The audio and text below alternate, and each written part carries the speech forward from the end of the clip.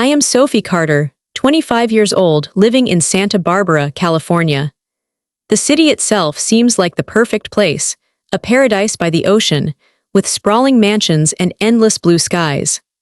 From the outside, everything looks perfect. The beaches, the fancy cars, the people with their bright smiles. It all seems like a dream, doesn't it? But for me, it's been a prison, a gilded cage. I grew up in a house that was both beautiful and cold. My parents, Victor and Ellen, are successful. My father runs a booming construction empire, while my mother is a renowned cosmetic surgeon. They've made their mark in the world, and they expect the same from me, but not in the way I want. Their success wasn't just theirs to enjoy, it was something they wanted to pass down to me, like an inheritance, only it came with strings attached. I was never allowed to dream for myself. I was always the perfect daughter, the one who followed the rules, the one who smiled for the cameras, the one who was supposed to live up to their expectations. The house we live in sits atop a hill, overlooking the ocean. The view is breathtaking, the house huge and well-designed. Everything is immaculate. But inside, it's not home. It's more of a stage, a performance. Each room is decorated to impress guests, not to make me feel at peace. It's a place where nothing feels like mine.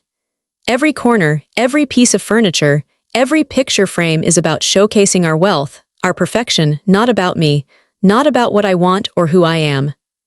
Each morning, I wake up in a bed I've slept in for years, but the comfort doesn't come from the sheets or the space around me. The comfort comes from the idea that I'm supposed to be someone I'm not. I go downstairs to join my parents at the breakfast table, and the conversation is never about me. It's about their work, their plans, their achievements. And when they do talk about me, it's only to remind me of what I'm supposed to be doing with my life, of the choices they've already made for me. You need to focus on real work, Sophie. You need to be responsible, my father often says. Art won't get you anywhere. My passion for art, something I've felt deep in my heart for as long as I can remember, is dismissed as a childish dream. I can't even mention it without being reminded that it's a waste of time. Every time I pick up a pencil or sit in front of my canvas, I feel a little more like myself. But every time I'm told to focus on a real career, it feels like a part of me is being smothered. And yet, despite everything, I keep going. Every day, I try to prove to them that I'm capable, that I'm more than just the image they've created for me. I keep pushing, keep doing what's expected of me, all while feeling like I'm disappearing. The artist inside me, the person I know I could be, gets quieter with every passing year. The turning point came when I received an invitation to showcase my artwork at a prestigious international art exhibit in Paris.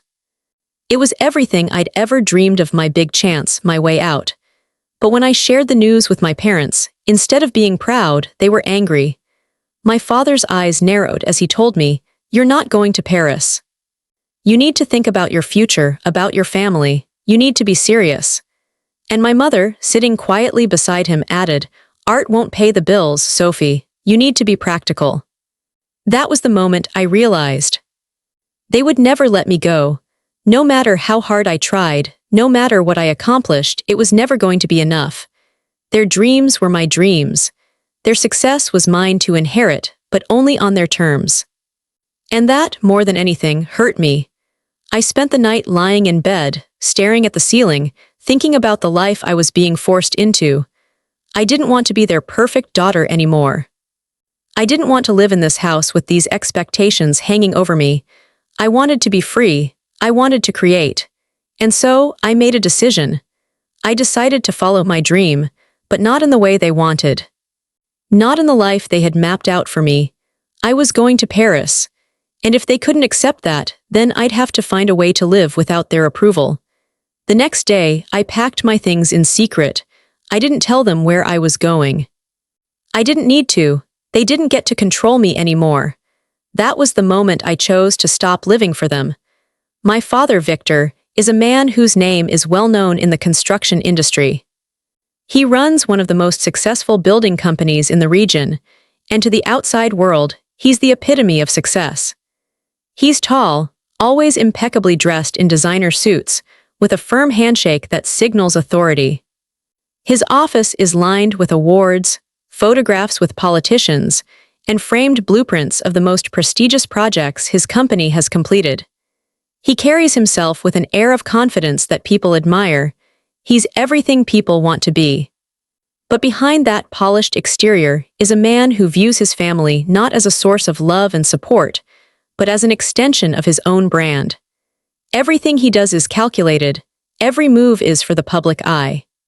Success is not just his, it's the family's success. And if you don't contribute to that image, you're left in the shadows. Then there's my mother, Ellen. She's equally as successful, though in a completely different field. As a renowned cosmetic surgeon, she has built her own empire, crafting the faces of the rich and famous. Her patients come from all walks of life, but they all share one thing in common. They want to look perfect.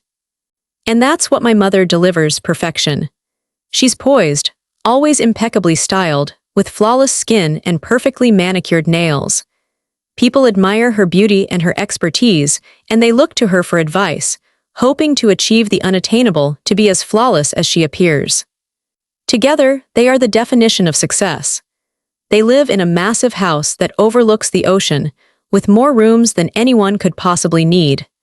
Every inch of the house is decorated to perfection, each piece of furniture handpicked to create an atmosphere of sophistication. The exterior of the house is a testament to their wealth, their success, and their flawless image. But despite the beauty of it all, the house feels cold. There's no warmth, no real connection. Growing up, I saw their image as everything. They spent hours perfecting the perfect family portrait, from the well-timed holiday cards to the meticulously planned family outings. They made sure we looked good to the outside world, but inside, it was a different story. We were expected to maintain an image of perfection, to keep up appearances, and to always show the world that we had it all together. There was no room for mistakes, no space for individuality. My worth was tied to how well I fit into the box they had created for me. My father's business decisions were never just about the bottom line. They were about maintaining a certain lifestyle. And this lifestyle was one that I was expected to follow without question. My mother, on the other hand, controlled everything on the personal front. She was the social organizer, the one who made sure we attended all the right events, the one who managed the relationships that kept our family at the top. Nothing was left to chance. Everything was about image, status, and success. Every decision I made, whether big or small, was scrutinized. I wasn't allowed to choose my own clothes. I wasn't allowed to make my own career decisions. Even when I was accepted into college, my parents took credit for it, as if my achievements were only possible because of their sacrifices and expectations. I didn't have the luxury of feeling proud of my own success. It always felt like it was a reflection of their efforts, not my own. My parents never truly understood me. They saw me as a project to perfect, not a person to understand. The only time I felt truly seen was when I conformed to their version of what I should be. And that version never involved art. It never involved me following my passion. It always involved following their plan for my life, a plan that I had no say in. Every time I picked up a paintbrush, every time I sketched a new idea, I could feel the weight of their disappointment. They wanted me to be a doctor, a lawyer, or something that could carry on their legacy. But I wasn't any of those things. I was an artist. But in their eyes, art was a hobby, something that wouldn't get me anywhere. And yet, it was the only thing that made me feel alive. The only thing that made me feel like me. In their world, there was no room for dreams that didn't fit their mold. Everything I did, every decision I made, had to align with their vision for my future. And if I didn't fit that mold, I was considered a failure. It wasn't about my happiness or my desires. It was about maintaining the perfect image, the perfect family. It was about making sure everyone else saw us as the ideal family, the perfect example of success. The email came one crisp autumn morning as I sat at the kitchen table, sipping my coffee. The subject line was simple: invitation to exhibit your art in Paris. My hands trembled as I opened it. For years, this had been my dream, the chance to showcase my work internationally, to be recognized as an artist in my own right. The exhibition in Paris was a once-in-a-lifetime opportunity, one that I had spent countless sleepless nights imagining. This was my moment. The words blurred on the screen as my heart pounded in my chest. I could already picture myself there, surrounded by my art, speaking to people who valued what I created. The excitement bubbled inside me like a balloon on the verge of popping. But then I felt the weight of my parents' eyes on me. I hadn't noticed how silent the room had become. My mother, Ellen, was sitting across from me, her eyes sharp as ever, watching me as I read. And there, standing in the doorway, was my father, Victor, his arms crossed, his face unreadable. For a split second, I imagined telling them about the exhibition with joy, expecting them to be proud, to celebrate this moment with me. But I knew better. I looked up from the email and the silence hung thick in the air. I saw my father's lips tightening, a storm brewing behind his eyes. "What is it?" he asked, his voice controlled but laced with an unmistakable edge. I hesitated, my fingers still hovering over the screen. I've been invited to exhibit my art in Paris," I said, my voice barely above a whisper. For a brief moment, I thought I saw a flicker of surprise in his eyes, but it was gone in an instant. He stepped forward, taking a seat at the table, his gaze never leaving me. My mother's expression remained unchanged, her hands folded neatly in her lap, waiting for the inevitable.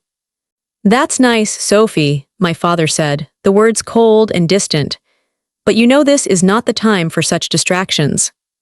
I felt my stomach drop. I had expected this, the disappointment, the lack of enthusiasm, but it still stung like a sharp slap to the face.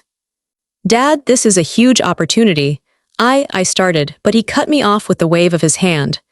"No," he said firmly, leaning in closer.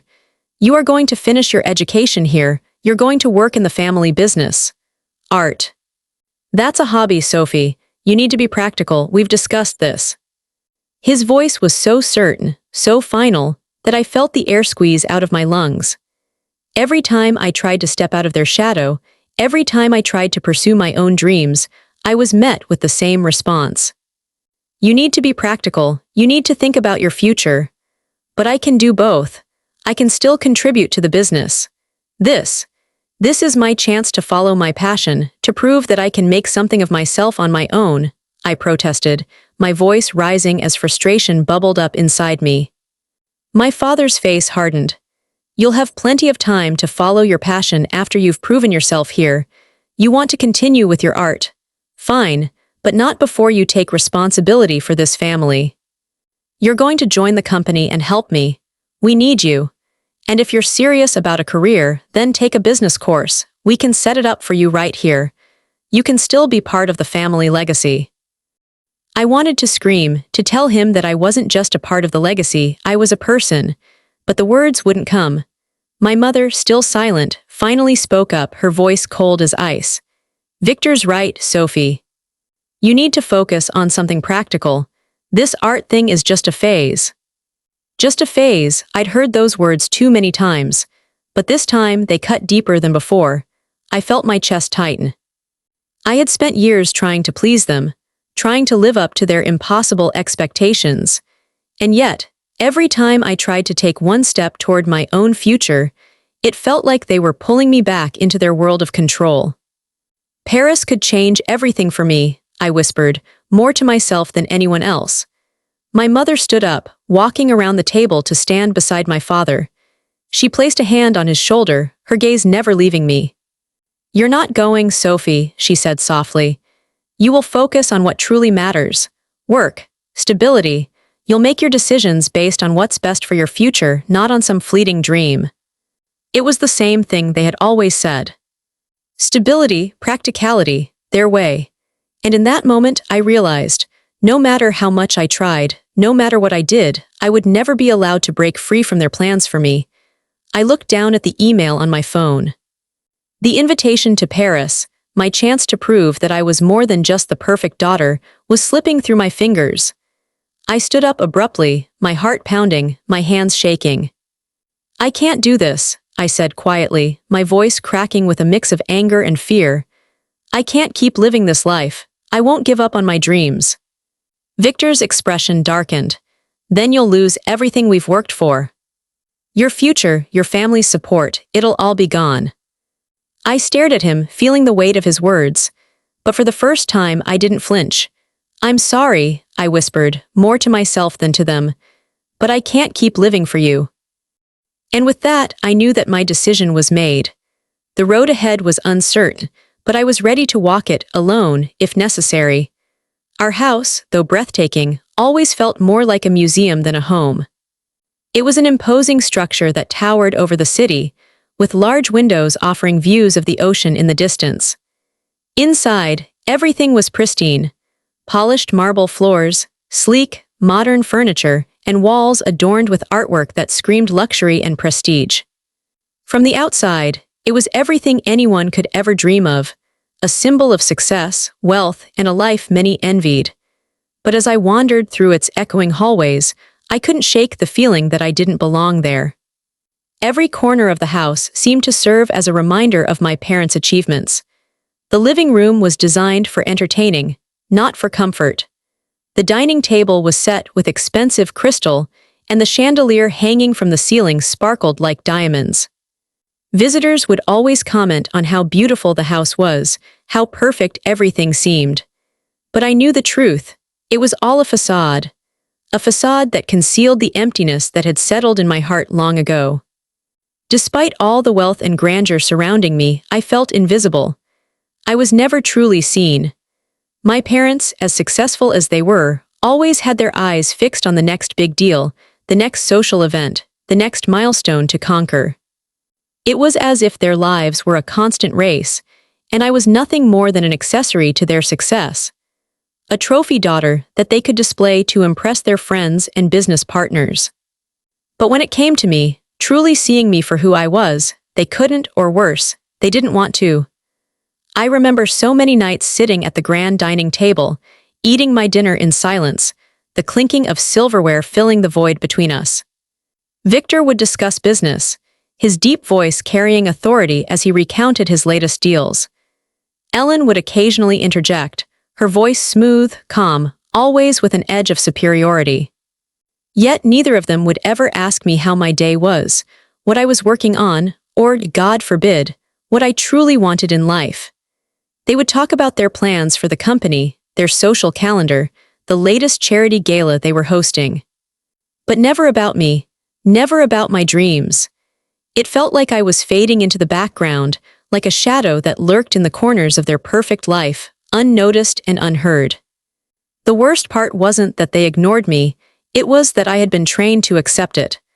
From a young age, I was taught to keep my head down, to blend in, to never make waves. Their vision of success was clear, and I had a role to play in it. I was the perfect daughter, the perfect student, the perfect little accessory to their perfect lives. And that was all I was ever meant to be. But despite all of this, there was a small part of me that rebelled. A small, stubborn spark inside that refused to be snuffed out completely. As I grew older, I started to feel suffocated by the weight of their expectations. I was no longer the little girl who wanted to be an artist. I had become a reflection of their desires for me, their success, their control, their image. And it hurt. It hurt deeply, more than I could ever express. I remember one night, when I was in high school, I found myself sitting on the steps leading to the beach, staring out at the dark ocean. The sky above me was blanketed in stars, and for the first time in years, I felt a sense of freedom. It wasn't much, but it was a feeling I hadn't had in ages, the sense that there was something more to life than what I had been given. But that night also made me realize something else. I couldn't keep living this way. I couldn't keep pretending that I was happy in a life that wasn't mine. I couldn't ignore the ache inside of me any longer, the ache that screamed for something real, for something that wasn't dictated by my parents' desires. And so I started to pull away. Slowly, at first, I stopped sharing my thoughts with them. I stopped pretending to care about the things they cared about. I started spending more time alone in my room with my art. My sketchbooks became my escape, the only place where I felt like I could breathe. But even then, I felt their eyes on me, always watching, always waiting for me to conform to their vision. There were moments when I thought maybe I could live up to their expectations. Maybe I could find a way to be happy in this life they had created for me. But every time I tried, it felt like I was losing myself more and more. It felt like I was drowning in a life that wasn't mine to begin with. Growing up, everything about my life had been controlled, down to the smallest detail. My parents had a plan for me, a vision of who I was supposed to be, and it was their job to make sure I fit that mold. From the moment I could remember, I was expected to be perfect, not just in the eyes of my teachers or peers, but in the eyes of my parents. And their standards were unreachable, suffocating. My father, Victor, would sit me down for discussions, a euphemism for interrogations about my life choices. "What have you done today to improve yourself, Sophie?" He'd ask in that calm, almost clinical tone of his. There was no room for failure, no acceptance of imperfection. If I had a bad day at school, it wasn't a simple setback, it was a disappointment, a reflection of my lack of effort. The pressure was relentless, and there was no escape. Every decision I made was scrutinized. If I wanted to join a school club, my parents wanted to know every detail. How would it benefit my future? Would it help me get into a top college? If it didn't directly contribute to the image they were crafting for me, then it wasn't worth pursuing. When I decided to try out for the school play in my sophomore year, my mother, Ellen, asked, "Why would you waste your time on something like acting? Don't you want to have a career that's real?" Her words stung more than I ever let on. In her eyes, art, creativity, and anything that wasn't practical or financially rewarding were useless. Even my hobbies, the few I allowed myself to have, came under their control. The guitar I had wanted to learn to play sat untouched in the corner of my room, a gift from a childhood friend that never made it past the trial period. I wasn't allowed to pursue things that didn't align with their definition of success. They wanted me to be like them, disciplined, focused, always looking for the next big achievement.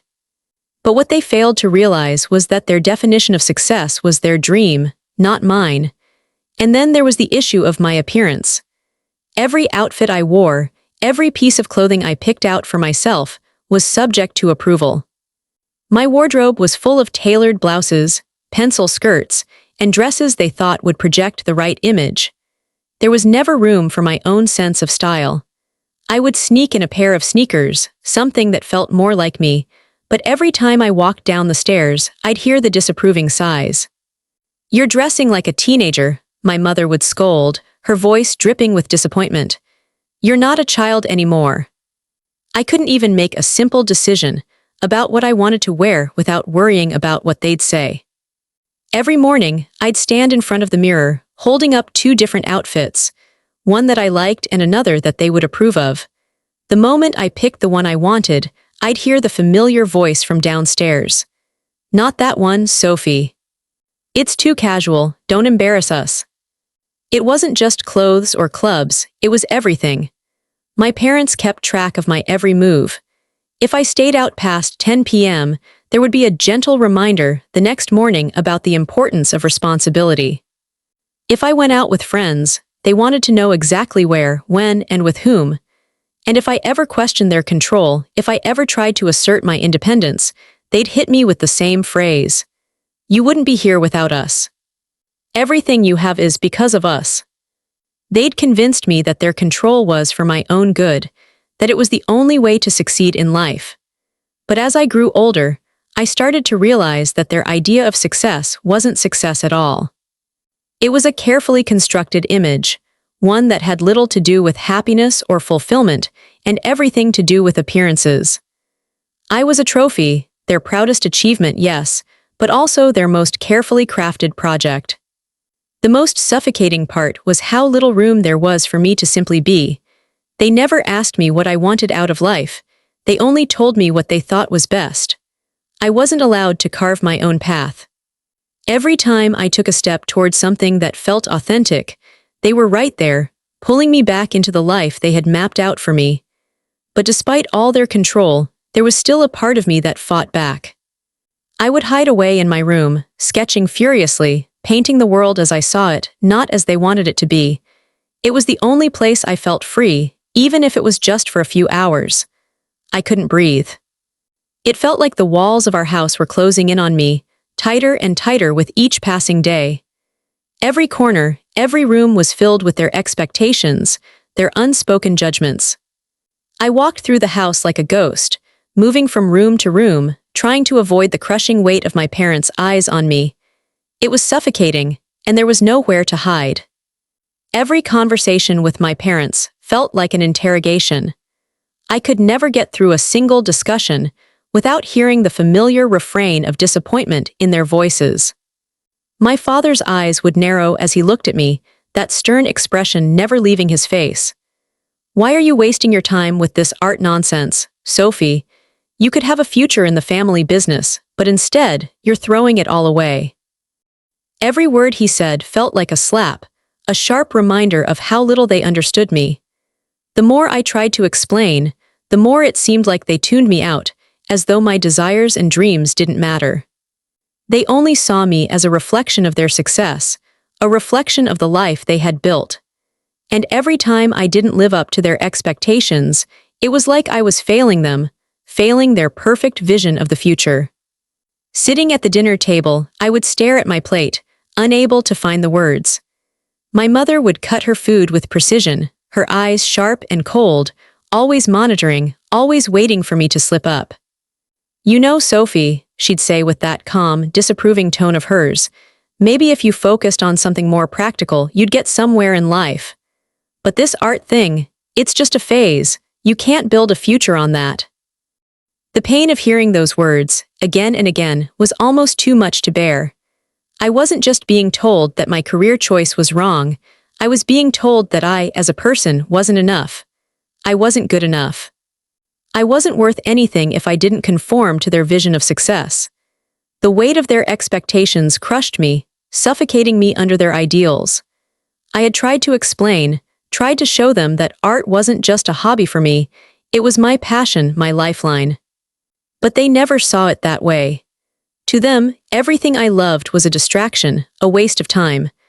The more I tried to push back, the more they dug their heels in, convincing me that I was wrong, that I was wasting my potential. The worst part was when they talked about the family business. Every time they brought it up, I felt a tightening in my chest. "You could be a part of something great, Sophie. You could help build this company. We've given you everything," my father would remind me. But it wasn't about building something I cared about. It was about continuing a legacy that wasn't mine. It was about following a path that was already paved, a path I didn't want to walk. I tried to stand up for myself, to voice my opinions, but every word I said was met with dismissal. They made me feel like my dreams were insignificant, like they were nothing more than a childish fantasy. "You're just not seeing the big picture," my mother would say. "You're too young to understand what's really important." I wasn't a child anymore. I was 25, and I was suffocating in a life I didn't want. I wasn't asking for much. I just wanted the freedom to choose my own path. But instead of support, all I received was disappointment. And with every new rejection, every new conversation where they crushed my dreams, I felt like I was losing a part of myself. At night, I would lie in bed, staring at the ceiling, my mind racing. I couldn't stop thinking about everything they had said. Their words echoed in my mind like a constant drumbeat, relentless and unyielding. "You'll never amount to anything without us," my father had told me once, and those words haunted me. I started to believe them. Maybe I was nothing without their approval. Maybe I would never be good enough. But then there were moments, fleeting, almost imperceptible, when I felt a spark of resistance deep inside me. It was a tiny flicker, barely noticeable, but it was there. The more they tried to control me, the more I felt a desire to break free. I couldn't keep living for them. I couldn't keep letting their expectations define me. And so, I started to push back, quietly at first. I stopped sharing my thoughts with them. I began to spend more time in my room, away from their constant scrutiny, letting my art become the only thing that felt real. It was the only place where I could breathe. But still, the weight of their disappointment hung over me, suffocating me. Every time I picked up my sketchbook, every time I painted, I felt like I was defying them, but I also felt alive. And maybe, just maybe, that was enough to keep me going. I spent so much of my life trying to please them, trying to be the daughter they wanted me to be. I wanted their approval so badly, like a starving person reaching for food that was always just out of reach. But as I sat there, listening to their constant demands, their endless expectations, it hit me like a slap across the face. They didn't care about my happiness. They cared about their image, about maintaining their perfect life, and I was just a tool to help them uphold it. Every decision I made, every dream I tried to chase, was always weighed against what they thought was important. Their success, their reputation, their business, that was what mattered. They didn't care about my aspirations, my passions, or my soul. They only saw me as a means to further their own vision of perfection. It wasn't that they didn't love me, I know they did, in their own way. But love, to them, was about control, about ensuring that I followed the path they had carved for me. I was expected to excel in school, follow their career plans, and be the perfect daughter who made them look good. Anything outside of that was a failure. And I realized, for the first time, that my happiness didn't even factor into their calculations. They spoke of the future as if it was a well-mapped road, one where I had no say in which direction I took. They kept telling me, "This is what's best for you, Sophie, trust us." But how could I trust them when they were blind to the one thing that truly mattered, my happiness? They didn't see the person I was becoming. They only saw the reflection of their own dreams in me. I always felt like I was walking a tightrope, balancing between what I wanted and what they wanted for me. I had to walk in the shadows of their success, living in the life they had built, but never really living it. I was just playing a part in their script, and no matter how hard I tried, I couldn't escape the role they had written for me. It was like I was suffocating in my own life. Every time I tried to step out of the mold they had put me in, I felt their disapproval weigh me down. They had shaped me into this perfect, flawless image, but in doing so, they had buried who I really was beneath the surface. The real me, the one who wanted to create, to explore, to live a life that was mine, was being slowly suffocated, hidden away like a secret I could never share. I couldn't breathe anymore. Every day felt like I was drowning in their expectations. I looked in the mirror, and I didn't recognize the person staring back at me. I had become a shadow of myself, a reflection of their hopes and dreams, but not my own. The person they wanted me to be was not who I was, and it was becoming unbearable. I couldn't keep living for them. I couldn't keep pretending that I was happy in a life I never chose. I had to start living for me, even if it meant breaking their hearts, even if it meant defying everything they had worked so hard to build. I knew it wouldn't be easy. I knew they would never understand. But deep down, I realized that I had to take control of my own story. I had to find my own path, even if it meant walking away from everything I had ever known. The thought terrified me, but the alternative, living a life that wasn't mine, was even more terrifying. For the first time in my life, I understood that I was the only one who could change my future. I couldn't rely on them anymore. I had to stop asking for their permission to be who I truly was. And in that moment, I made a decision. I was going to stop hiding. I was going to live for myself, no matter the cost. The email from Paris sat in front of me like a dream I'd never thought would come true. My heart raced as I read the invitation over and over again, each word burning with promise, an opportunity to showcase my work internationally. The thought of standing in front of my art, surrounded by people who valued creativity just as much as I did, sent a thrill through me that I hadn't felt in years. But that excitement quickly turned into dread when I shared the news with my parents. We were having dinner, the usual quiet, strained affair where my father, Victor, sat at the head of the table, meticulously cutting his steak, and my mother, Ellen, adjusted her napkin with the same controlled grace she had done for years. I could feel the unease bubbling inside me, but I pushed it down, choosing to tell them the good news. I needed to be brave. This was my chance. I got invited to exhibit my art in Paris, I said, my voice slightly shaking with a mix of excitement and fear. The table fell silent. My father's fork froze midair, and for a moment I thought he hadn't heard me, but I saw his jaw tighten and I felt my stomach drop. He set his fork down slowly, his eyes narrowing. "Paris?" he asked, his voice low but filled with disbelief. "You're actually considering this, after everything we've given you?" I tried to explain. I spoke about how important this was, about how this could be my breakthrough, my moment. But it was like trying to speak to a wall. "You have no idea what this opportunity means for me," I said, my voice growing a little more desperate. "This is the chance of a lifetime. I could finally start my career as an artist. I could build a name for myself." But my father's response was cold, measured. "You want to throw away everything for this art nonsense. What you don't seem to understand is that this family doesn't run on dreams, Sophie. We run on reality. We run on hard work and business." His words stung, and as much as I wanted to argue, as much as I wanted to scream that this was my life, my choice, I knew the truth. He had already made up his mind. Art was nothing to him. It wasn't practical, it wasn't valuable, it was just a distraction. I could see the disappointment in his eyes, the weight of the years of effort he had put into building his empire.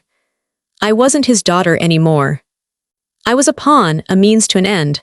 But then came the ultimatum. "You're going to make a choice, Sophie," my father said, his voice now steady but with an edge to it. "You can go to Paris, live your little dream, and lose everything we've worked for. Or you can stay here, with us, and take your rightful place in the family business." I couldn't believe my ears. I felt my heart shatter as the words sank in. "Either you leave this art business behind and join the family company, or you're out. No inheritance, no future with us, you'll be on your own." The coldness of his words cut through me like a knife. I sat frozen, my mind racing. Was this really happening?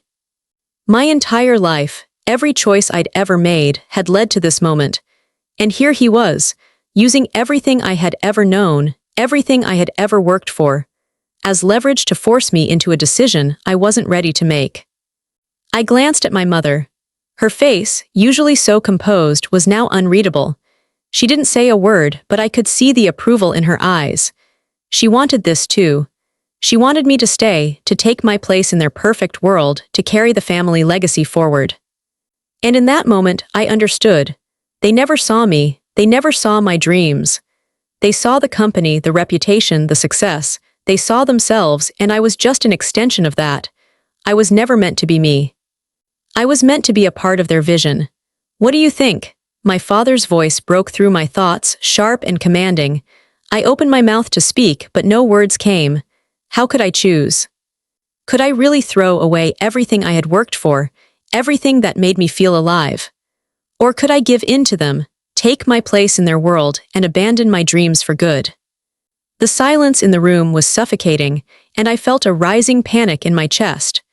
It was as if the walls were closing in on me, the pressure building until I could barely breathe.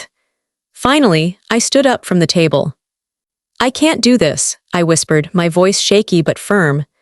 "I can't live my life like this anymore. I need to be who I am. I need to make my own choices." But my father's response was cold. "Then you've made your choice, Sophie," he said. "You can't have both. You can't have the life we've given you and the dream you've created for yourself. You'll have to choose."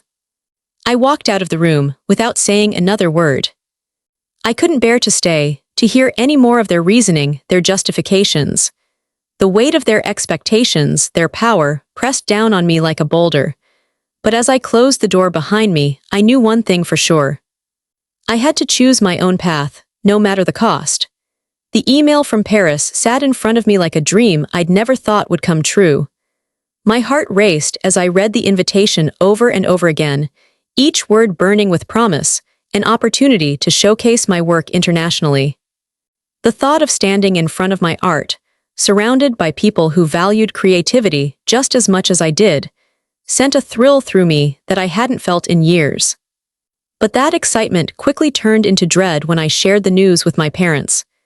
We were having dinner, the usual quiet, strained affair where my father, Victor, sat at the head of the table, meticulously cutting his steak, and my mother, Ellen, adjusted her napkin with the same controlled grace she had done for years.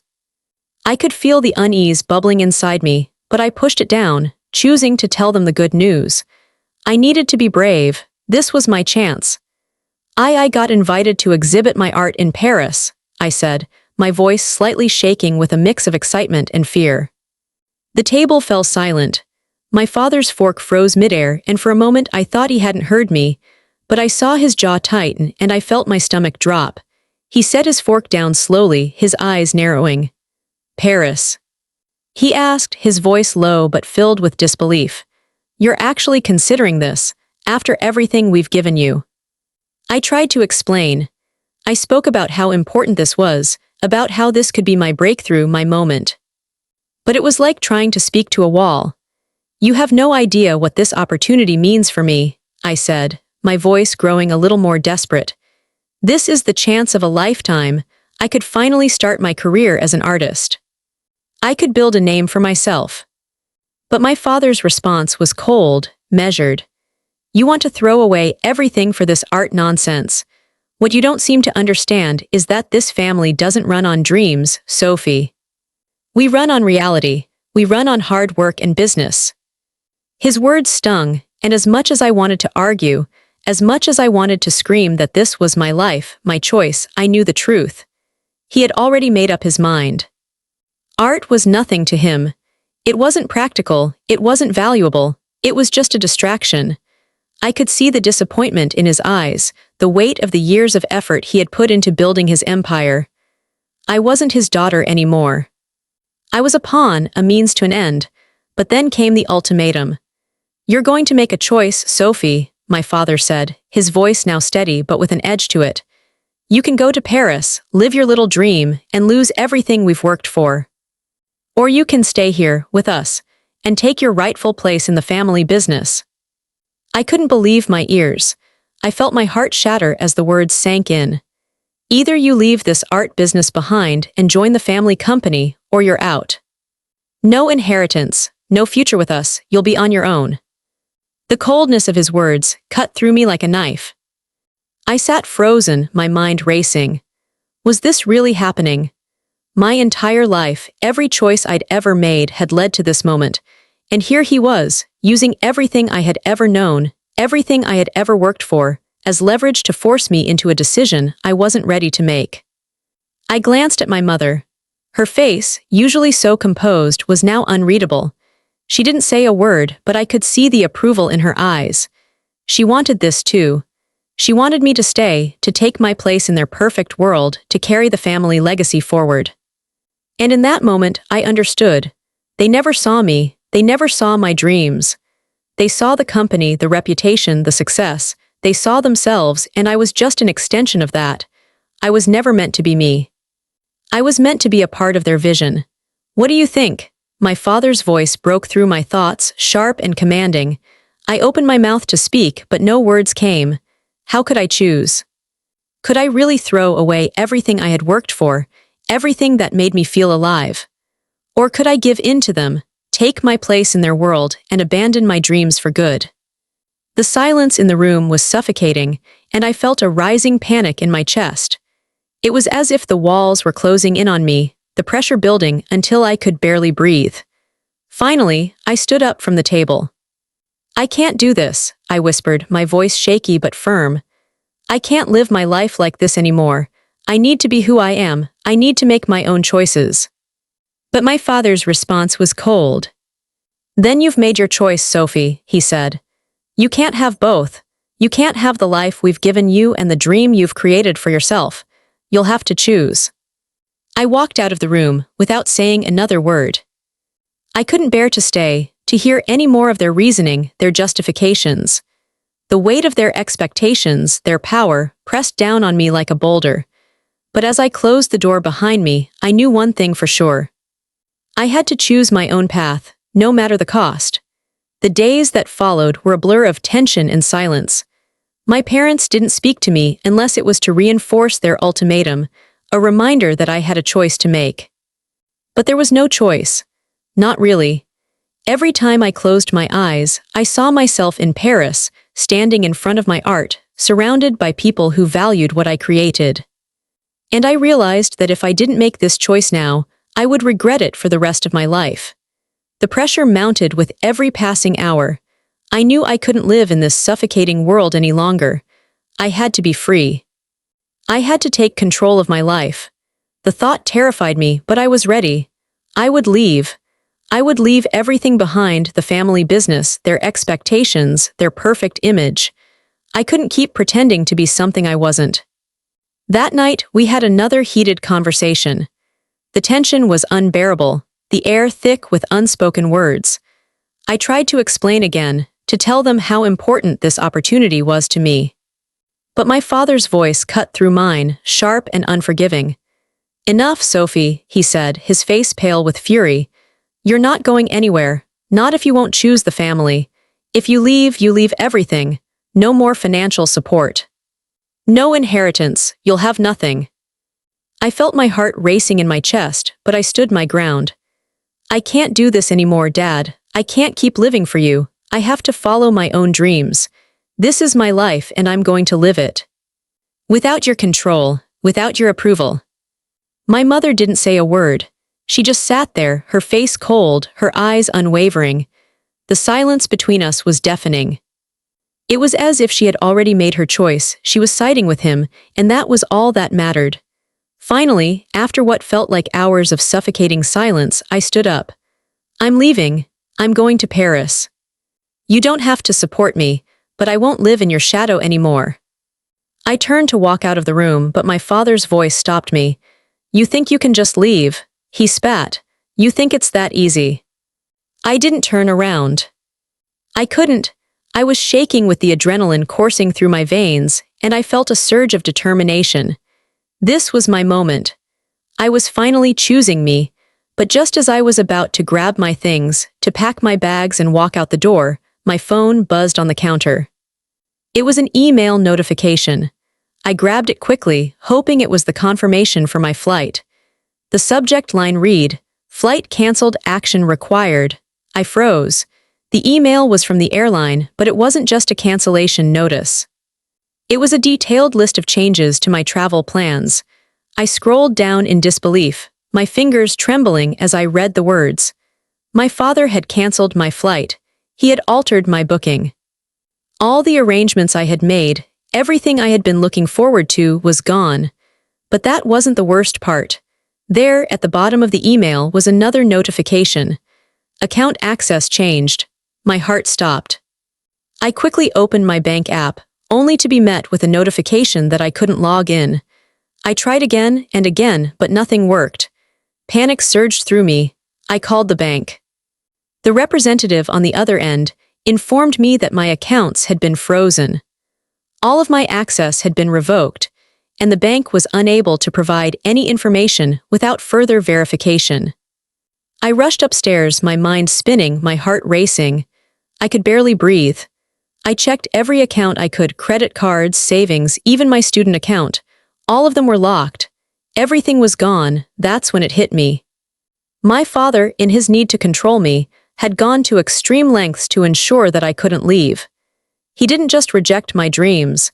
He'd taken everything I had: my access to money, my chance to leave. He had sealed my fate, making sure I was trapped in this house with no way out. I couldn't believe it. He had done this. He had made sure that I couldn't escape. I sank to the floor, my back pressed against the cold wall. My hands shook as I wiped my face, trying to understand how it had come to this. He had used everything I had against me. Every ounce of control, every bit of leverage, was now in his hands. The pain was sharp, like a knife driven deep into my chest. Betrayal. That was the only word I could think of as I sat there, staring at the blank screen of my phone, still processing the email, the locked accounts, the flight that was no longer mine. The freedom I had fought for, the opportunity I had dreamed of, had been taken from me in an instant. I had spent so long believing that if I just tried hard enough, if I just followed the rules, my parents would eventually understand. I thought that maybe one day, they would see me for who I truly was, for the dreams I carried inside. But the truth was far darker. Everything I thought I had control over: my future, my career, my independence, was never truly mine. The money in my accounts, the opportunities I had worked so hard to secure, even my freedom to make my own choices, all of it had been controlled by them. I had always believed I was making my own decisions, carving out my path. But in the end, I realized it had always been their path. They controlled everything. The career I was supposed to have, the way I looked, the life I was meant to live. Every time I tried to break free to follow my own desires, they pulled me back into their world, using whatever leverage they had over me, my inheritance, my financial stability, my future. I had been a puppet in their hands, and I hadn't even known it. But now, sitting there in the empty room, the weight of their control suffocating me, something inside me shifted. The betrayal stung, but it also sparked something in me, something I had pushed down for so long. A fire, a determination I had never allowed myself to feel before. I could feel my chest tightening, but not from fear this time. It was anger, raw and powerful. I wasn't going to let them win. Not this time. No matter how many times they tried to control me, no matter how many doors they slammed in my face, I refused to be their pawn any longer. I wasn't going to back down. I wasn't going to let them dictate the course of my life any longer. I stood up, pacing back and forth in the small room, my hands clenched into fists.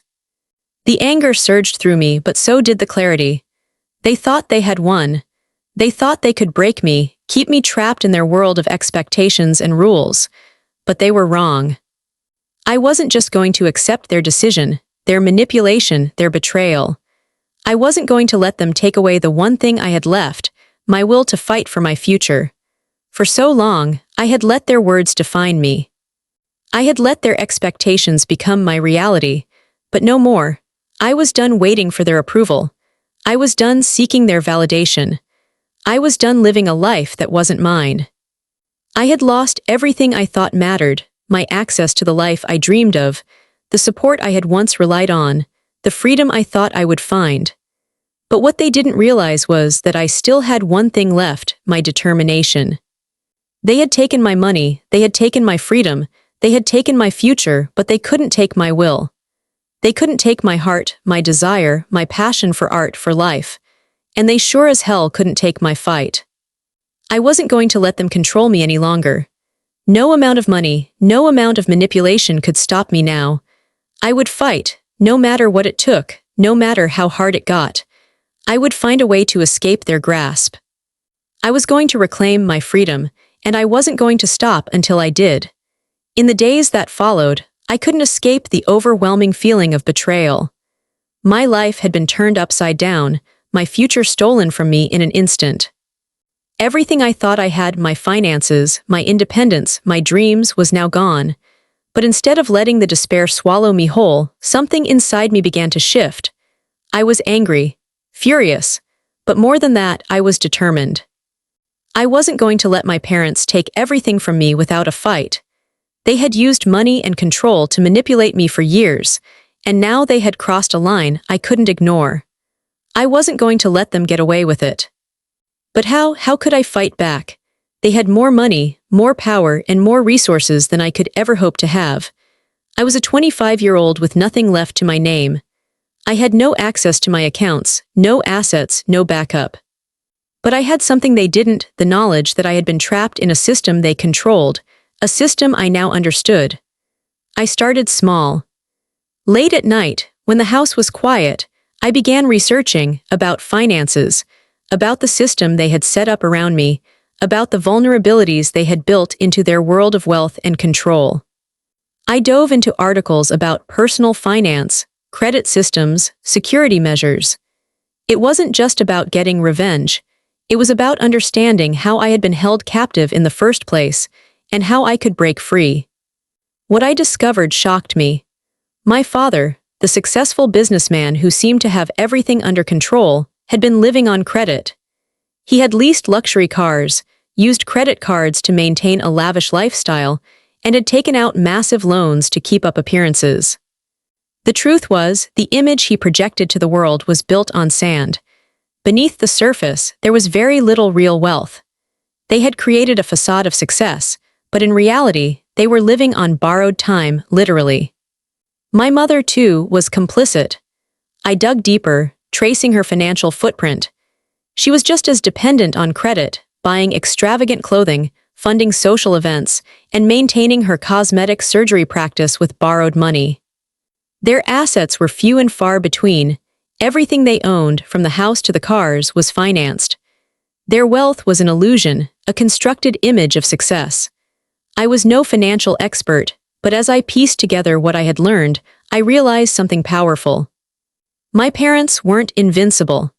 They had used their control over me to create an image of power, but they had never truly built anything solid. Everything they had was based on a foundation of credit, and if that foundation crumbled, so would everything they had worked for. I had spent so long thinking they were untouchable, believing they held all the power. But now I saw the cracks in their empire. The tools they used to control me, the same tools they used to maintain their perfect life, could be turned against them. The more I learned, the more determined I became. I was going to expose the truth, not just to my parents, but to everyone who had ever believed in their perfect image. And I would do it without them ever knowing it was me. I spent hours researching financial loopholes, studying security systems, learning how credit cards could be frozen, how accounts could be manipulated, how to make it all work without leaving a trace. I began drafting a plan, a way to break them down piece by piece, to disrupt the very systems they had used to imprison me. I knew this was my only chance. As the days passed, I became consumed with one thought: revenge. It wasn't just about getting back at them anymore. It was about making them feel the same fear, the same vulnerability that they had made me feel for so long. They had built their empire on the illusion of control, and now I was going to tear it down. Not with violence, not with direct confrontation, but by attacking the one thing they valued most: their wealth, their reputation, their perfect image. I had spent weeks studying everything I could about their finances, their credit cards, their accounts. I had dug deep enough to uncover their vulnerabilities. What I learned was shocking. They weren't just living on credit, they were trapped by it. The entire family facade was supported by borrowed money, by the constant need to maintain an image of wealth. The moment I disrupted that flow, the entire structure would crumble. I had a plan, a meticulous plan. I would start small, sowing the seeds of doubt, creating little disruptions in their financial world, and gradually escalating the chaos until they were forced to confront the very system they had built their lives around. It would be slow at first, subtle, but with each move, I would tighten the noose until they were gasping for air, until they couldn't maintain their lavish lifestyle anymore. The first step was to target their credit cards. I had gained access to their accounts, using the knowledge I had gathered about their security measures. It wasn't difficult to manipulate the system without raising suspicion. I initiated small, seemingly insignificant transactions that would go unnoticed by their daily routines. A few $100s spent here, a transaction in a foreign currency there, enough to trigger alerts, but not enough to immediately be caught. I wanted to make them uncomfortable, to unsettle them, to make them question whether everything they had worked so hard for was about to slip away. My father, Victor, prided himself on his ability to maintain control over everything, especially his financial dealings. But when I started to slowly drain their credit, when I caused a series of charges to be disputed and accounts to be frozen, I knew I was starting to shake the foundation of their carefully constructed empire. It was a rush, this feeling of power. Every time I saw a notification that their credit cards had been flagged, that their accounts had been blocked or delayed, I felt a thrill deep in my chest. I wasn't just taking money from them. I was taking control. I was making them feel the uncertainty, the fear that I had lived with for so long. But I didn't stop there. As I pushed deeper into their finances, I began to manipulate their investments, small, calculated changes that would disrupt their cash flow without raising alarms. I transferred minor amounts from their savings into new accounts, making it harder for them to track. I triggered automated payments that I knew would be missed, sending them scrambling to find the missing funds. The bank statements that they had once ignored now came back to haunt them. By the time they realized what was happening, it would be too late. Their world was built on appearances, on the belief that they could maintain their lifestyle without consequence. But now their facade was cracking. The bank alerts, the frozen accounts, the failed transactions, it was all starting to unravel. My father, who had once proudly boasted of his financial prowess, was now in the dark, struggling to maintain control over a system that I had turned into chaos. The first real panic came when my father received a call from his financial advisor. His face, usually so composed, turned a pale shade of red as he listened to the news. A critical mistake had been made with a major investment, and they were unable to access funds for an important transaction. He hung up the phone, his hand trembling, and I saw the realization hit him. Something was wrong. He couldn't figure out what, but he knew something was slipping out of his control. I couldn't help but watch as the panic set in, the discomfort that I had intended slowly eating away at their perfect world. Every step I took, every transaction I manipulated, was sending a ripple through their lives. The once stable financial empire was now starting to buckle under the pressure of my quiet disruption. The image of control, the image of success, was beginning to crumble before their eyes. As the days passed and I watched my plan unfold, there was a part of me that couldn't deny the sweet satisfaction that came with seeing my parents struggle. For so long, they had used their power to control every aspect of my life, my choices, my dreams, my very identity. They had placed me in a cage, carefully crafted by their expectations, and I had spent years trying to escape, trying to break free from the chains they had wrapped around me. But now, for the first time, I was the one in control. I was the one pulling the strings, orchestrating their downfall. Every transaction I manipulated, every account I froze, was a silent victory. The weight of their power that had once smothered me was now gone. I was no longer the puppet. I was the puppeteer. As I watched the chaos unfold, the missed payments, the failed transactions, the phone calls from their advisors, I felt a rush of power unlike anything I had ever experienced. This was it. This was the moment I had been waiting for. For so long, I had been afraid of them, afraid of their disappointment, their control, their judgment. But now I was the one in charge, and it felt good. But then, as the days went on, I began to feel a strange sense of discomfort creeping in. It wasn't guilt, not exactly. It was something deeper, something darker. I realized that while I had gained control over them, I had also become something I never wanted to be, the thing I hated most. I had become ruthless, cold, manipulative. As much as I wanted to believe that my actions were justified, that they were the consequence of years of suffering, I couldn't escape the nagging feeling that what I was doing was cruel. I had taken away everything they held dear, their wealth, their reputation, their image of perfection. But as I watched them scramble, panic setting in, I felt a chill in my bones. I was no better than they had been. I had used the same tactics, the same manipulation, to get what I wanted. And that, in a way, made me no different from them. There was a part of me that had always believed I would never become what they were, someone who used their power to hurt others, to control, to destroy. But now, here I was, taking away their power just as they had taken away mine. Was I really any better? I knew they deserved to feel the consequences of their actions, to feel the fear that I had lived with for so long. But did that justify what I was doing? Was this revenge really worth it? Or was I just becoming a reflection of the very people I had spent my entire life trying to escape? It was a bitter pill to swallow, the realization that I had crossed a line. The sweet satisfaction of getting back at them was tainted with a deep sense of regret. The revenge I had imagined, the justice I had hoped for, didn't feel as triumphant as I had thought it would. Instead, it left a hollow ache in my chest. As much as I wanted to believe I was doing this for my own freedom, for my own empowerment, I couldn't ignore the truth. I had allowed myself to become consumed by the same darkness that had defined their lives. The more I pulled the strings, the more I realized that I wasn't just hurting them, I was hurting myself too. In the days following the financial chaos I had carefully orchestrated, I watched my parents struggle with mounting panic and confusion. I followed every little shift in their world, the phone calls, the emails, the sudden frantic meetings with their financial advisors. At first, it felt like a victory. The power I had fought for, the control I had taken from them, felt sweet.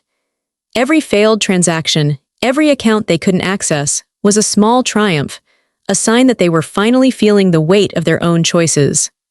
But as time passed, something shifted inside me. The satisfaction I had expected to feel began to fade, leaving an uncomfortable emptiness in its place. I had imagined that this was what I needed, what I wanted: to watch them squirm, to feel them struggle, to feel that sense of justice finally taking shape. But the longer I watched, the more I realized that this feeling of justice was fleeting. It didn't last. The truth was, revenge was never going to fill the void. The anger I had carried for so long had driven me to this point, and in a way, it had fueled my determination. But now that the anger was gone, replaced by the reality of what I had done, I felt empty. The thrill of seeing them suffer faded with each passing day, replaced by a gnawing sense of loss. I watched as my father, once so confident and proud, began to crumble under the pressure. The perfect image he had so carefully built over the years was shattered. The luxurious cars, the sprawling house, the expensive vacations, it all started slipping away, piece by piece. And each time I saw another sign of their downfall, another reminder of how I had torn their world apart, I felt something inside me break. It wasn't just their lives that were falling apart. It was mine too. For years, I had told myself that I needed to escape their control, their expectations. I had believed that breaking free, taking revenge, would be the key to my freedom, to my happiness. But as I watched them lose everything, their money, their status, their reputation, I realized something painful. I wasn't free. I was just as trapped as I had been before, but now I was trapped by my own actions, by my desire for revenge. The anger that had once felt so empowering now seemed empty, hollow. I had spent so much time convincing myself that hurting them would make me feel better, that it would give me back my sense of self, my independence. But all it had done was leave me more broken than before. I could see the toll it was taking on me. I felt disconnected from everything, from the art I once loved, from the dreams I had spent so long fighting for, and from the person I had been before all of this started. The plan had been my way of reclaiming my power, but instead, it had consumed me. It had become my sole focus, my entire reason for living, and now that the thrill had worn off, I was left with nothing. I thought about the years I had spent in their shadow, the years I had fought to be seen, to be heard, to be me. And now, here I was, surrounded by the ruins of their empire, and I felt just as empty as I had when I was living under their control. The truth hit me hard. Revenge had never been the answer. It had never been about getting back at them. It had always been about proving something to myself. But now that I had done it, now that I had shattered their world, I realized that I had shattered something in myself too. I couldn't keep living in the shadow of my anger, of my desire for revenge. I couldn't let it define me any longer. I had spent so long fighting against my parents, fighting against their image of me, but now I was fighting against myself. And I didn't know how much longer I could keep doing that. As the days stretched into weeks, I began to feel the weight of what I had done. The chaos I had created, the damage I had inflicted on my parents, didn't bring me the satisfaction I had imagined. At first, it felt like I had taken control, that I had finally won. But as I watched them scramble, watched their perfect world disintegrate, something started to shift inside me. The anger, which had once driven me, began to fade, leaving behind something more uncomfortable: regret. I had convinced myself that revenge was the answer, that it would somehow give me back my life, my power, my freedom. But the truth was far simpler. Revenge had only shackled me to the past. Every moment I spent watching their downfall, every move I made to disrupt their world, only pulled me deeper into the anger and resentment that had fueled me for so long. I had spent so much time looking backward, looking at everything I had lost, that I had forgotten how to look forward. I had been so consumed with the idea of making them feel the pain I had endured that I hadn't stopped to ask myself what I truly wanted anymore. Revenge had taken over my life. It had become my focus, my obsession, and in doing so, it had locked me in a cycle of bitterness and grief. The more I reflected on it, the more I realized that the only person I was hurting was myself. I was allowing my anger to define me, to hold me captive in a past that I couldn't change. What I needed wasn't revenge. What I needed was peace. I had spent so long thinking that if I could just make them suffer, I would find freedom. But now, standing amidst the wreckage of their empire, I understood something important. True freedom wasn't about making them feel what I felt. It was about letting go of the past, of the anger, the bitterness, the resentment.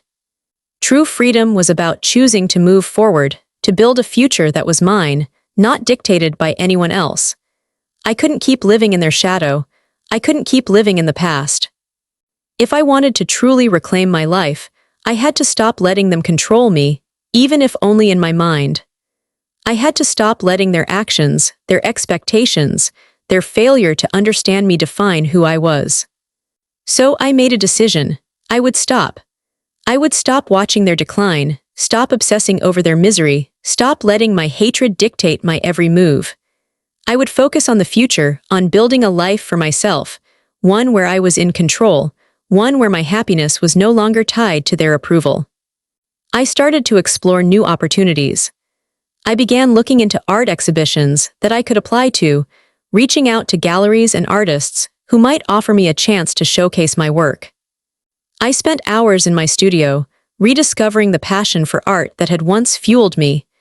The more I painted, the more I felt like myself again. I could finally breathe, finally create without the weight of their expectations bearing down on me. It wasn't easy, of course. There were moments when the old anger resurfaced, moments when I wanted to lash out and make them feel the pain they had caused me, but those moments grew fewer and farther apart. Slowly, I started to realize that my future was not tied to them. It was mine to shape. And if I wanted to build something real, something lasting, I had to stop looking at the past and start looking ahead. For the first time in a long while, I felt a sense of peace. I was no longer defined by the anger that had once consumed me. I was no longer tied to their expectations. I was free. I didn't need revenge to find my happiness. All I needed was the courage to move forward, to pursue my dreams, to build the life I had always wanted. And that was exactly what I was going to do. As time passed, I couldn't shake the feeling that I had been living in a lie. The revenge, the anger, the control, it had all seemed so justified at the time, so necessary. I had convinced myself that taking back power, that making them feel what I had felt, would heal the pain, would restore the balance. But now, as the dust settled and I looked back on everything I had done, I realized that it hadn't healed anything. It hadn't made me feel better. It hadn't given me the closure I thought I needed. If anything, it had only deepened the wound. The more I watched their fall, the more I felt empty inside. I had hoped that their suffering would somehow fill the emptiness that had been there for so long, but it hadn't. Instead, it had left me with nothing but a hollow ache. The anger that had driven me was gone, but it was replaced by something worse, regret. I realized now that revenge didn't heal wounds, it just inflicted more. I had thought that by making them suffer, I would feel liberated. I would feel free. But all it did was trap me in the same cycle of resentment and bitterness. I was still angry. I was still stuck in the past. And no matter how much I tried to tell myself that I had done the right thing, deep down I knew that it had never been about justice. It had been about vengeance. And vengeance, I now understood, would never bring me peace. The truth hit me like a wave, pulling me under. I had spent so much of my life focused on the past, on what they had done to me, on how they had controlled me, on how I needed to get back at them. But I could see now that I was only giving them more power over me. I had been holding onto the pain, holding onto the anger, believing that it was the only thing that would make me feel in control. But it was never about them. It was about me. The only way to truly be free, I realized, was to let go. to stop allowing the past to control my every thought, my every action. I needed to release the anger, release the resentment, and stop living in the shadow of what had happened. Forgiveness wasn't something I was ready to give them, not yet, maybe not ever. But I understood now that forgiveness wasn't about them. It was about me. It was about freeing myself from the chains of my own anger. I had to let go of what had been done to me. I had to stop carrying that weight. If I didn't, I would never be able to move forward. I would remain trapped in that same cycle of hurt and revenge, and it would destroy me. So I made a choice. I chose to let go. I chose to release the past, to stop letting it dictate my future. I wasn't going to forget what had happened. I wasn't going to pretend it didn't matter. But I was going to stop letting it control me. I wasn't going to let the anger define me anymore. I wasn't going to let it hold me back. The only way I could ever be truly free was to stop living for the past, to stop letting it consume me. I had to choose my future, my own happiness, my own dreams, my own life. And that meant leaving the past behind, once and for all. For the first time in my life, I felt like I was finally stepping into the life I was meant to live. After all the chaos, the pain, the years of suffocating under my parents' expectations, I had found something real, a chance to build my own future on my own terms.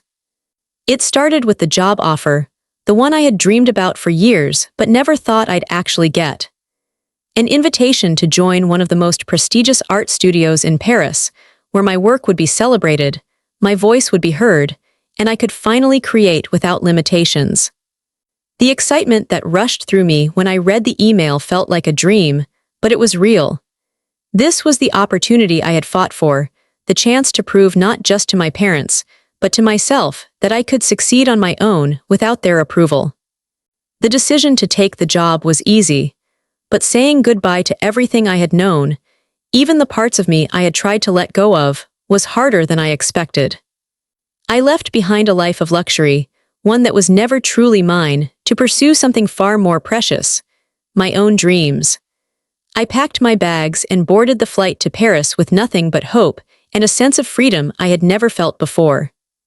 The city felt alive with possibility. Paris was everything I had imagined and more: the lights, the culture, the endless opportunities to explore, to grow, to create. I walked through the cobblestone streets, taking it all in, the weight of the past slowly lifting from my shoulders. I was free. At the studio, I was welcomed with open arms. The environment was everything I had hoped for: a place where creativity flowed freely, where my ideas were valued, and where I could finally breathe as an artist. It was everything I had ever wanted. For the first time, I felt like I belonged. I could create without fear, without restrictions. My work was celebrated, not controlled, and the more I immersed myself in the studio's projects, the more I realized that this was where I was meant to be. The transition wasn't easy, though. For years, I had relied on my parents for everything: emotionally, financially, and socially. Now I had to build everything on my own. I had to learn how to be independent, how to support myself, how to trust in my own abilities. It was daunting at times, but each small victory, whether it was completing a project, getting positive feedback from a client, or simply feeling proud of the work I created, reminded me that I was doing the right thing. I started to build my own life, brick by brick. I found an apartment in the heart of the city, surrounded by other artists, people who understood what it was like to fight for their passions. I didn't have the comfort of my family's wealth anymore, but I had something much more valuable: my own independence, my own freedom, and my own identity. But even as I built this new life, I couldn't completely escape the pull of my past. My parents, though they hadn't directly interfered in my decision, still found ways to reach out, sending messages that were filled with guilt, with attempts to lure me back into their world. They couldn't understand why I had made the choice I had. They didn't see my journey as a victory, they saw it as a betrayal. But I had made my decision, and I wasn't going to let anyone, not even them, take away the life I was building for myself. I had to remind myself every day that I was doing this for me.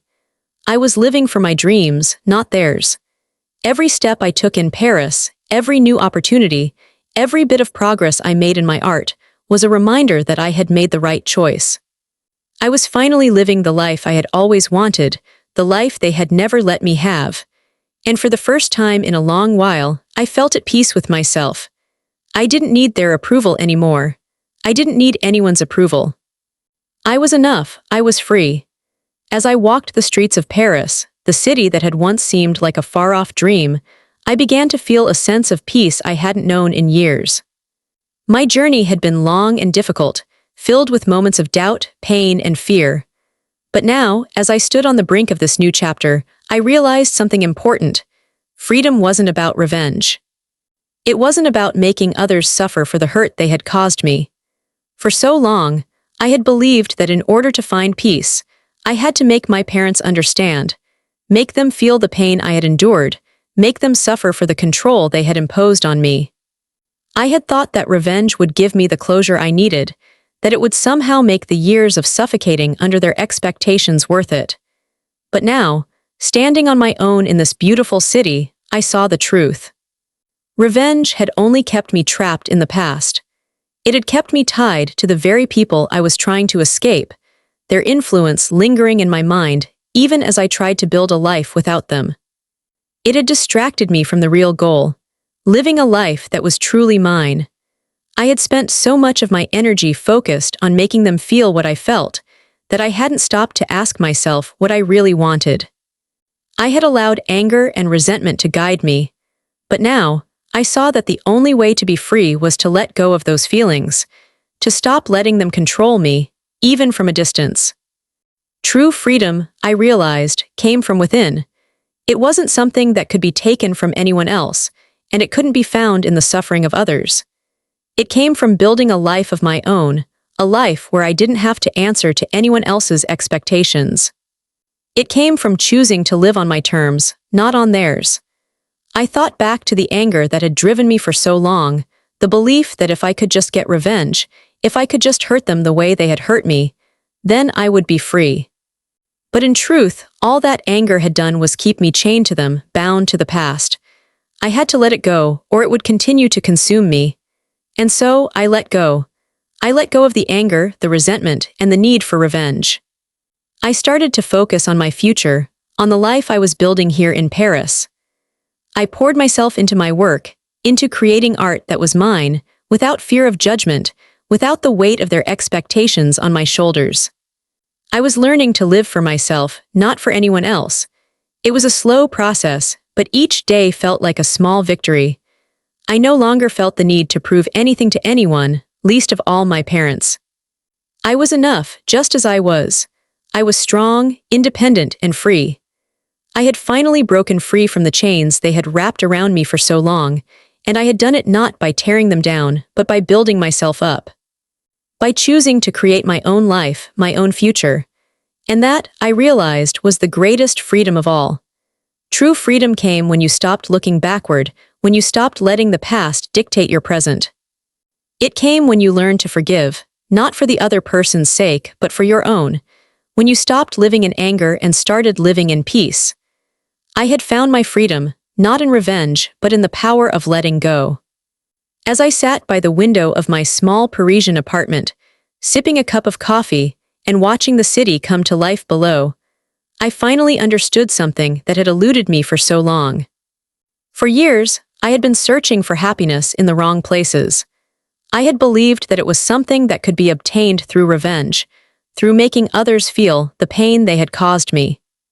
But now, I realized that true happiness wasn't found in taking from others. It wasn't about hurting someone to heal my wounds. It wasn't about settling scores or proving a point. True happiness came from within. It came from creating something meaningful for myself, from living a life that was aligned with my passions and values. It came from building a future that was mine, free from the expectations of anyone else. It came from being who I truly was, not who others wanted me to be. For so long, I had tried to live for my parents, trying to meet their standards, chasing after their vision of success. I thought that by achieving the things they valued, wealth, status, control, I would find happiness. But I was wrong. The more I tried to conform to their image, the more I lost myself in the process. happiness never came from their approval. It came from being true to my own dreams, my own desires. I had spent so much time trapped in the past, in anger and resentment, thinking that if I could just make them pay for what they did to me, I would finally be free. But I had learned that revenge was an empty pursuit. It only kept me chained to the past, preventing me from moving forward. The moment I let go of that anger, the moment I stopped letting it define me, I felt a weight lift off my shoulders. I could finally breathe. I could finally live for myself. Happiness, I now understood, wasn't something that could be obtained through external validation or through the suffering of others. It was about creating value for yourself, about living a life that brought you fulfillment, that allowed you to express who you truly were. It was about waking up each day excited to pursue your passions, knowing that you were on the path that was right for you, not for anyone else. I had spent so long looking for happiness in places it could never be found. I thought it was tied to my parents' approval, to their control, to their version of success. But now, I knew the truth. Happiness was found in freedom, the freedom to choose your own path, to follow your heart, and to build something meaningful with your own hands. Looking out over the Paris skyline, I realized that my happiness wasn't dependent on anything I had once believed. It wasn't about proving my worth to anyone.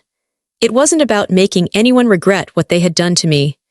It was about living my life authentically, about following my passion for art, about creating something that was mine and mine alone. And that was enough. As I stood in front of the studio, the familiar hum of the city around me, I realized how far I had come. The Sophie who had arrived in Paris months ago, scared and unsure of herself, was no longer the same person.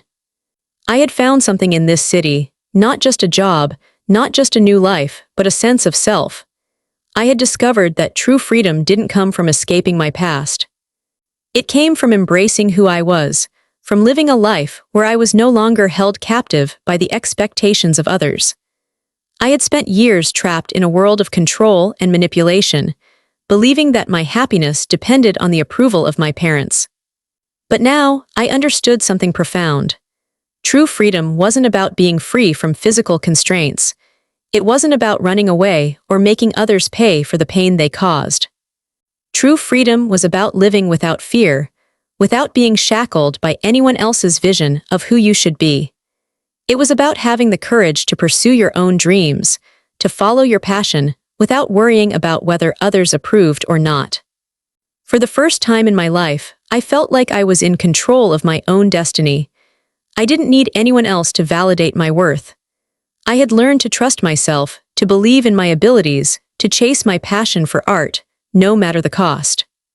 I had stopped letting the past, my parents, or anyone else dictate the path I took. I had broken free from the chains that had bound me for so long.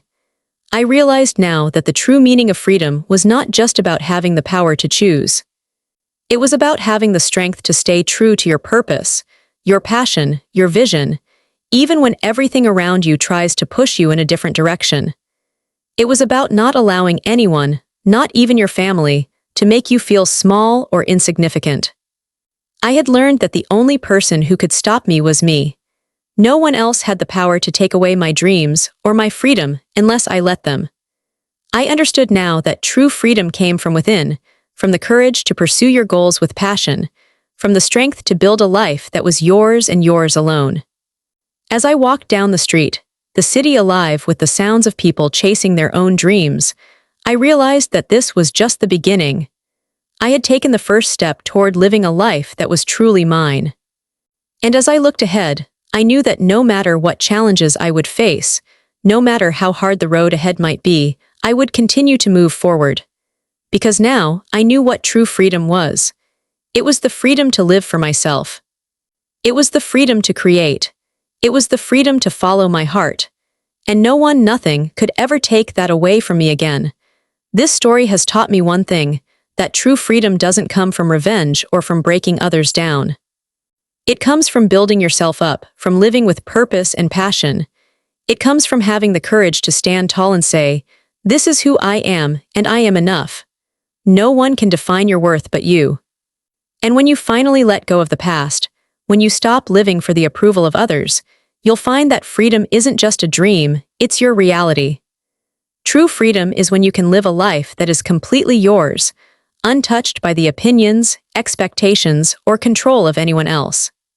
It's when you stop letting your past or your fears hold you back and embrace the power within you to create the life you've always dreamed of.